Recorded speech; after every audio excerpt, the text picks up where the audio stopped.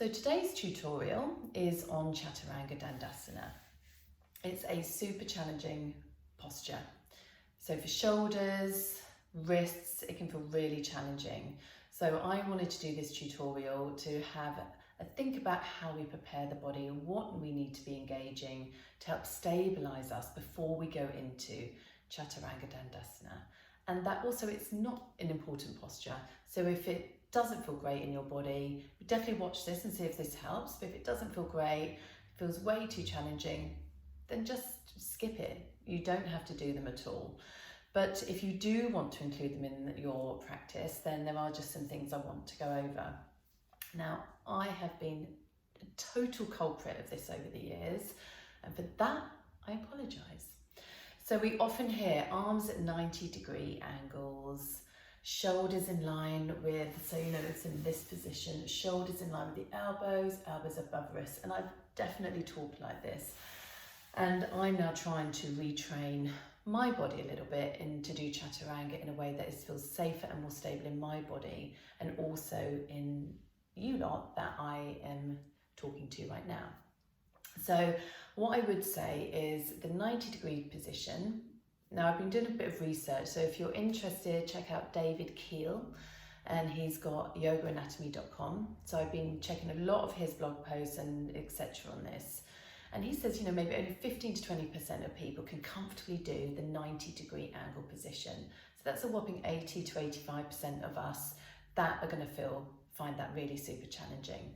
So if you think about having your, scooch over, having your wrists at 90 degrees, your shoulders really far forwards, the amount of pressure on your wrist is going to feel super intense. I know it doesn't mind, and often I practiced it and thought, God, yeah, this feels really strong. Shoulders are forwards. There's a lot of weight going through the shoulder, and it has to work really, really hard to try and hold you in that position. And our shoulders are, you know, can be quite susceptible for injury. They've got all these different ranges of motion that they can do, and if we're not strong in our supporting muscles, then they're going to struggle in this 90-degree position. So I think we need to back away from that for a moment.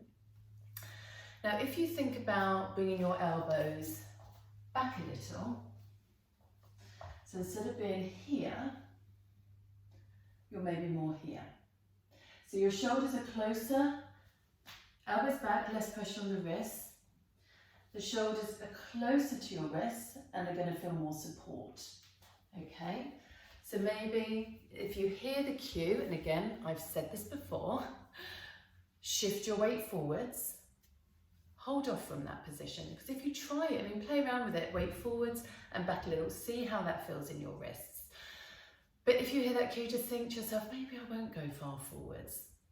And actually, if you see a lot of, Ashtangis that have been doing it for a long time, and if you check their Chaturanga position, their elbows are back a little bit, and their body's maybe a little bit lower to the floor.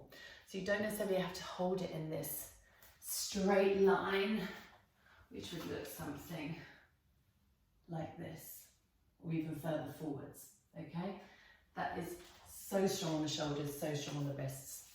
So we have to think about, let me come down a little bit, stabilising our scapula. So against our thoracic, our rib cage, what we don't want to do is not be engaging these muscles here, which are your serratus anterior. They look like fingers basically around the sides of your rib cage. So they're attached to the ribs, attached to your scapula, and they're going to be what keep your scapula nice and stabilised.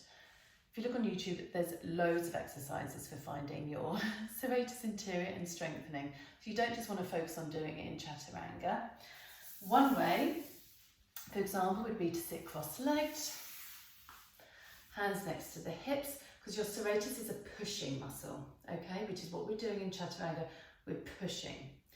So, push the ground away, doesn't matter how high you lift your hips, but push and lift, and see if you can feel this sense of tightening and engagement and holding around your ribs and around your scapula. So pushing. So that's one action to do. So we're going to look at working with Chaturanga, and I would say there's definitely no rush. You might work on building up strength in plank first, coming down onto knees, just lowering a little bit, not all the way down.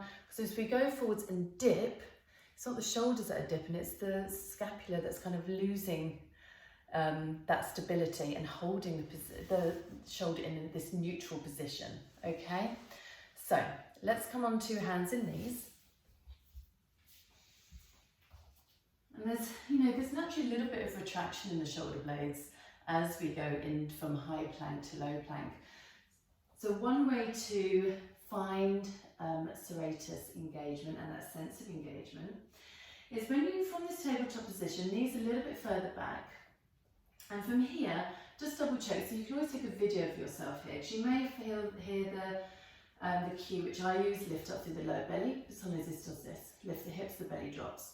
And it's actually this, pull up through the lower belly. Your tailbone is lengthening towards your heels, okay?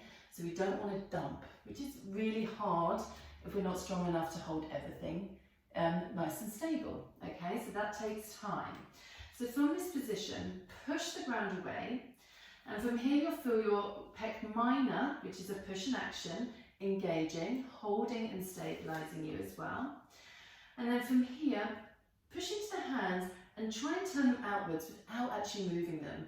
So you've got this kind of external rotation of the arms. And if you do that, so just bring one knee forwards for stability. If you push into your right hand, push and turn it out, and take your left hand to where your serratus anterior is, twist, and then relax. And you'll feel that muscle relax. And then push, rotate that arm out. So you're pushing into that hand, you're trying to spin it outwards and feel that muscle engage. And that's what you're looking for. So come back a little bit, back to this tabletop, but with your knees further back. Push into the hands, find that fake kind of turning out, and you'll feel the engagement in your chest, in your pectoral muscles, engagement around your serratus anterior. And you want to hold that there, pull the ribs and the belly in, okay? Keep your gaze towards the top of the mat and then just lower a little bit.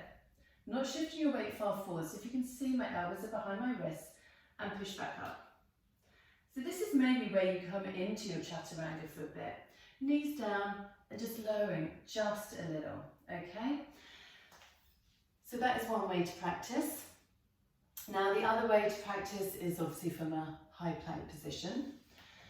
So set up, push down, find that kind of fake external rotation. So pushing and pulling, turning the hands out without actually moving the hands. Find the engagement around your serratus anterior. Push the ground away, find the engagement in your chest, and then straighten the legs. And then again, without shifting your weight forwards, bend and push back up. Bend and push back up. And the other thing to do, if you do feel yourself, it's a really good idea because you'll see if your hips are high, you'll see if you're dumping, you'll see if your chest is dumping, all this kind of stuff.